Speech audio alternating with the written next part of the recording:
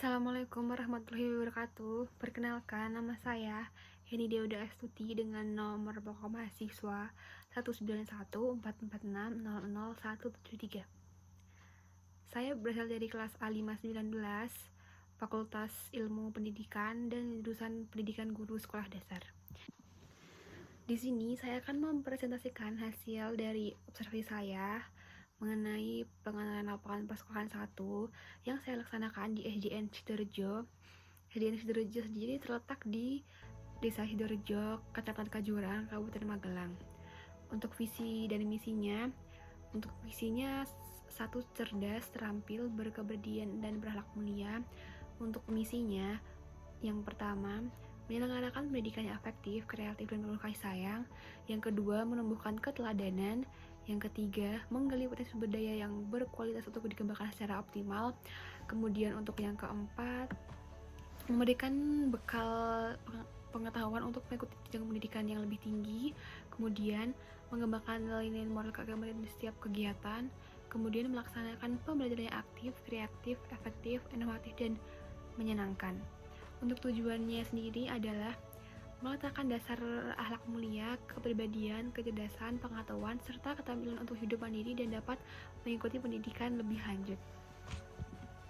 Kemudian untuk struktur organisasi, kepala sekolah diisi dengan Ibu Sri Handayani NR SPD. Kemudian untuk Dewan Komite ada Rahmat Nur Hidayat. Untuk wakil kepala sekolah sedang kosong. Kemudian untuk unit perpustakaan ada 2 orang. Yang pertama ada Bu Siti Jaliyah, kemudian ada yang kedua ada Bu Dwi Sularsih. Untuk guru kelas 1 di sini ada Bu Istianingsih. Untuk guru kelas 4 ada Pak Kuat, kemudian guru kelas 5 ada Siti Mariati, dan kelas 6 ada Ibu Ratna Istiani. Dan untuk guru agama ada Ibu Lilis Laitus Solihah. Untuk peserta didik di SDN Sidorejo sendiri terdapat 69 siswa dari kelas 1 sampai kelas 6. Untuk kelas 1 sendiri ada 8 laki-laki, kemudian ada 6 perempuan, jumlahnya 14 orang. Kemudian untuk kelas 2 ada 5 laki-laki dan 4 perempuan, ada 9 orang satu kelasnya. Kemudian untuk kelas 3 ada 7 laki-laki dan 4 perempuan, totalnya 11 siswa. Kemudian untuk kelas 4 ada 9 laki-laki, 3 perempuan, totalnya 12 anak. Kemudian untuk kelas 5 ada 12 laki-laki dan 6 perempuan, totalnya 17 anak. Kemudian untuk kelas 6 sendiri ada 4 laki-laki dan 3 perempuan, totalnya 7 siswa. Untuk jumlah dari laki-laki sendiri 45 orang, dan untuk jumlah perempuan sendiri ada 26 orang. Kemudian untuk sarana dan prasarana, sarana sendiri merupakan segala sesuatu yang dapat dipakai sebagai alat dan bahan untuk mencapai maksud dan tujuan dari suatu produksi. Untuk contoh sarana sendiri misalnya ada alat tulis, bahan peraga, alat praktikum, alat olahraga, dan komputer. Untuk prasarana sendiri adalah sesuatu yang merupakan penunjang untuk terselenggaranya produksi. Untuk contohnya sendiri, misalnya ada ruang kelas, ruang guru, ruang olahraga, dan lapangan olahraga. Dan untuk setiap sekolah memiliki sarana dan prasarana berbeda-beda. Nah, untuk di SD Sidorejo sendiri, mereka telah memfasilitasi sarana yang memadai untuk peserta didiknya seperti buku, penggaris, spidol. Itu sesuai dengan perkembangan ilmu, pengetahuan, dan teknologi. Kurikulumnya pun juga mengalami perkembangan zaman sehingga tidak tertinggal. Oleh karena itu, diharapkan pendidikan yang ada di sana lebih maju dan berkembang. Untuk sarana dan prasarana sendiri yang ada di SDN Sidorejo, yaitu ada kamar mandi untuk guru atau siswa, kemudian ada ruang kelas, kemudian ada ruang UKS, ada ruang guru, ada ruang kelas. Di sini ruang kelas ada dari kelas 1 sampai kelas 6. Kemudian ada ruang UKS, ada ruang komputer. Kemudian ada ruang dinas kepala sekolah. Kemudian ada rumah penjaga sekolah. Kemudian ada gudang dan ada rumah dinas untuk guru. Kemudian selanjutnya di sini ada prestasi dan kegiatan pendukung lainnya. Untuk prestasi sendiri, ia adalah dari bahasa Belanda ya, yang artinya adalah hasil dari usaha. Kemudian prestasi diperoleh dari usaha yang telah dikerjakan. Prestasi dicapai dengan mengandalkan kemampuan intelektual, emosional, dan spiritual serta ketahanan diri dalam menghadapi situasi segala aspek kehidupan. Nah, untuk karakter orang yang berprestasi adalah mencintai pekerjaan, memilih inisiatif dan kreatif, pantang menyerah, dan menjalankan tugas dengan sungguh-sungguh. Nah, untuk SD Sidoarjo sendiri, mereka memiliki banyak prestasi dengan semangat mereka untuk mengikuti perlombaan, seperti misalnya lomba pramuka, lomba mapsi, taekwondo, LCC atau popda. Nah, untuk dalam perlombaan tersebut mereka pernah juara 1 di bidang atletik, pernah juga berjuara dalam LCC Harapan 1, dan itu cukup membanggakan sekolah mereka. Dan semoga kedepannya lebih baik lagi, dan semoga adik-adik tetap semangat untuk mengikuti lomba tersebut.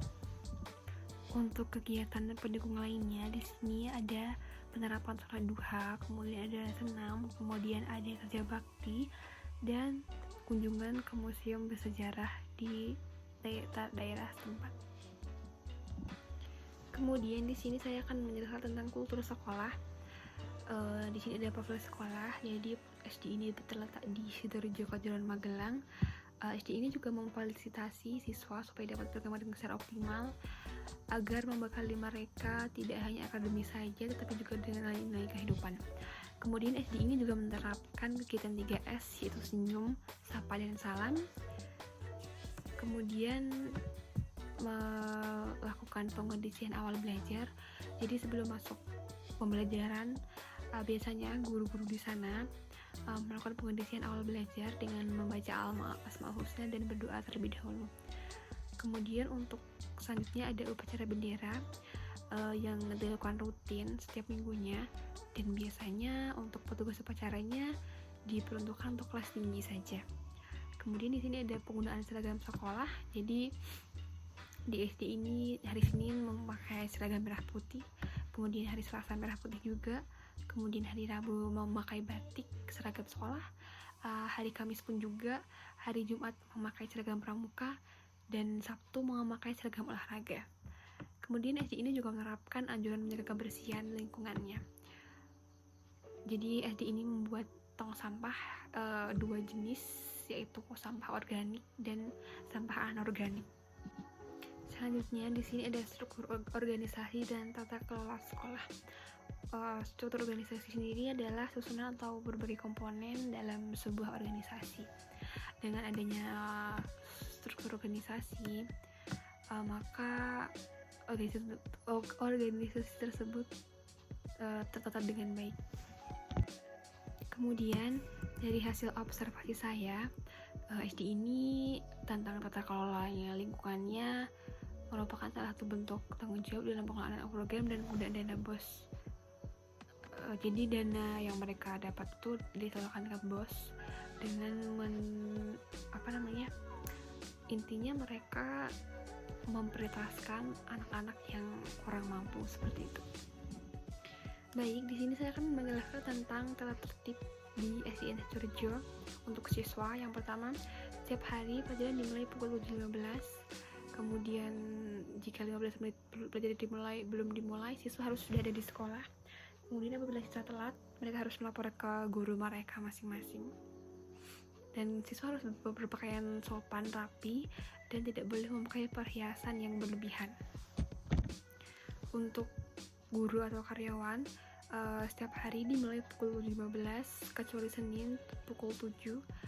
Kemudian jika guru atau karyawan berhalangan hadir, mereka wajib memberitahu kepada kepala sekolah. Dan untuk sanksinya sendiri ada 2 jenis. Yang pertama yaitu peringatan lisan dan peringatan tertulis. Kemudian di sini ada seremonial formal.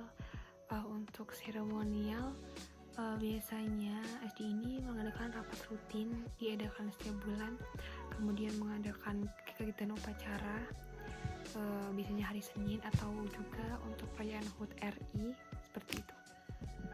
Kemudian untuk kegiatan kurikuler dan ekstrakurikuler di SD ini biasanya untuk kegiatan kurikuler ada upacara, senam, qiraah, senam, dan tartil.